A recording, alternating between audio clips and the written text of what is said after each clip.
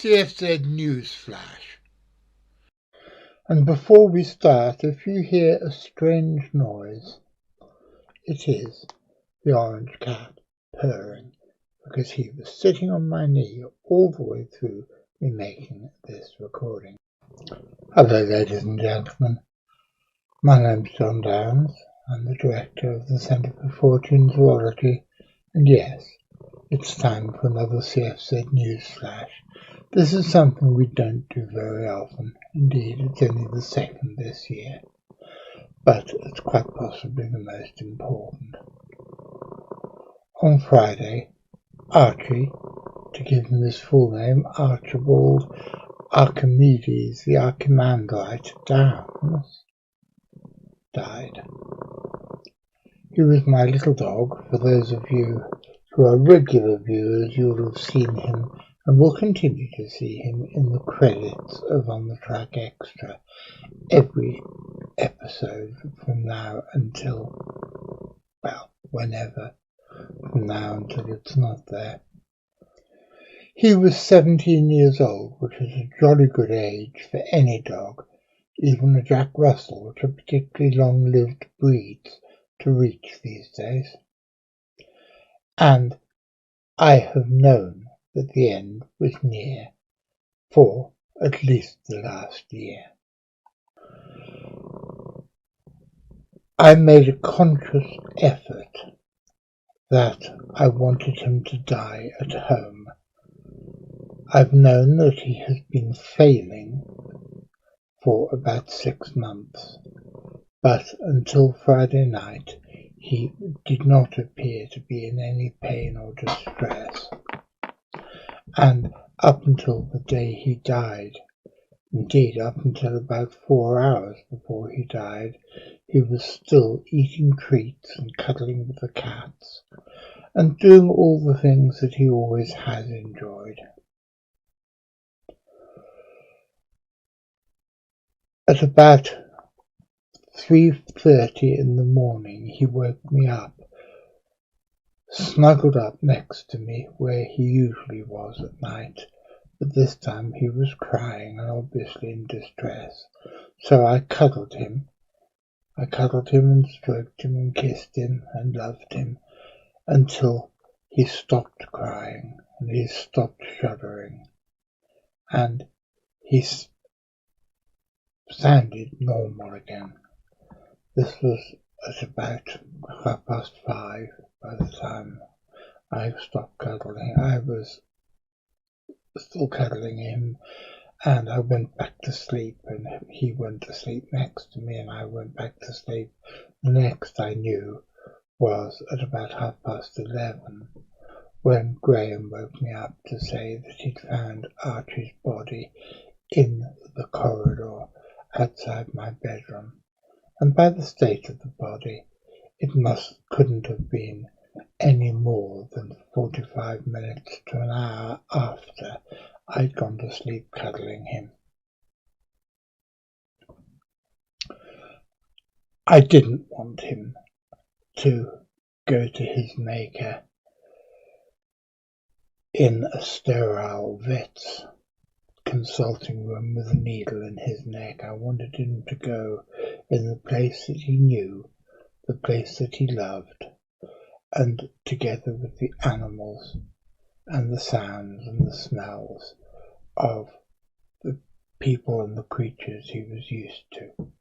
This is what happened when Prudence died, and this is what happened on Friday night in the small hours of Saturday morning when Archie died. I know that a lot of you will be very sad to hear this news, because as a reoccurring character on the track extra and various other shows we've done over the years, especially as I gave him a Birmingham accent and imbued him with personality traits that weren't, they were anthropomorphized, but they weren't very much stronger than he actually appeared to be in life, and a lot of you will be very sad to hear this news. I took this picture of him on Thursday when, although failing, he was still sitting happily on the sofa. And dear Bob Skinner made this.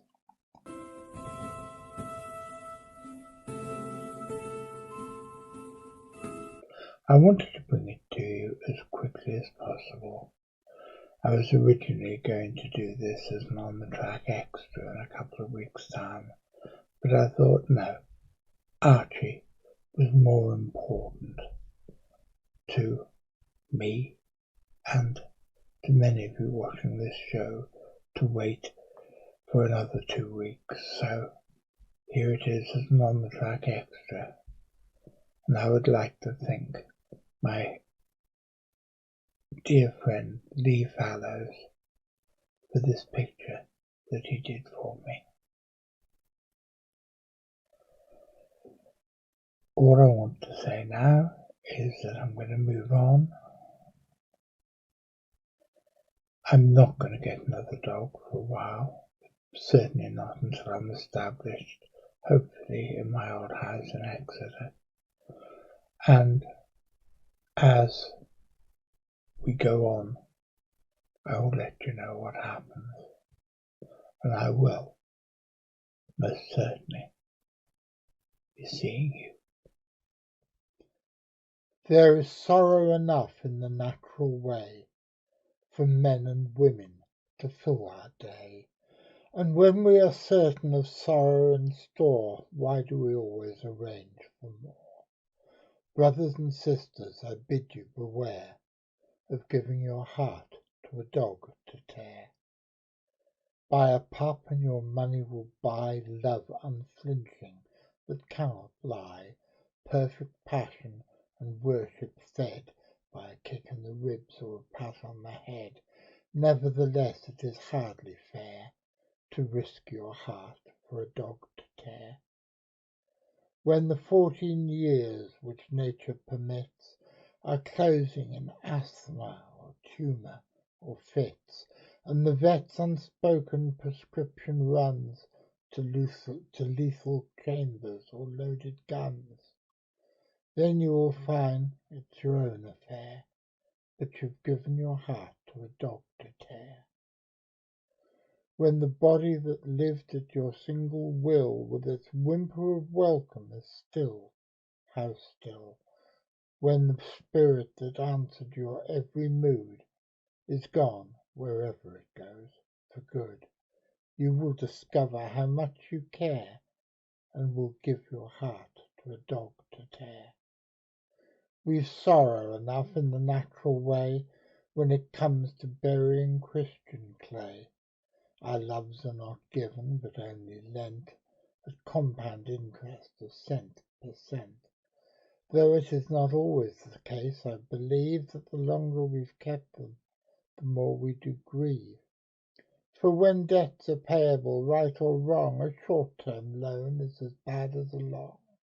So why, in heaven, before we are there, should we give our hearts to a dog to tear?